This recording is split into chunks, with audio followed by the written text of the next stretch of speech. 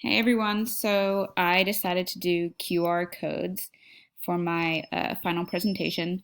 It's definitely something I'm going to use, and I think that it's applicable to any grade level and any content area. So I'm going to explain how I downloaded the app and how I created my QR codes. So if you go to QR code generator on your computer and you create an account, it's free, so don't worry about that. You get to a screen like this. And so I linked my QR code to a Google Doc. And so I created that Google Doc here. And I took the URL from up here. This would be obviously someone's work. So I took the URL and I pasted it into this little website generator, and I clicked download.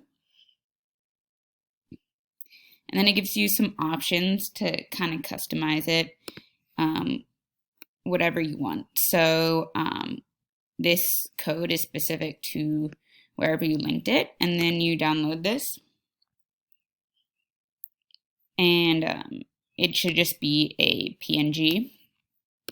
And so what I did was I then put these pictures into this slide specifically for this assignment.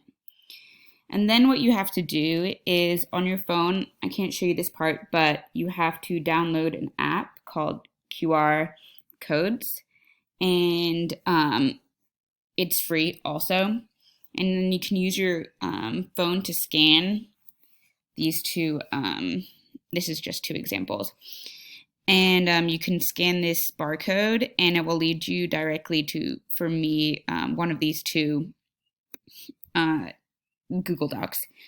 And so how you would use it in the classroom would be, I did world geography for fifth grade, but like I said, it's really applicable for any grade level or subject area.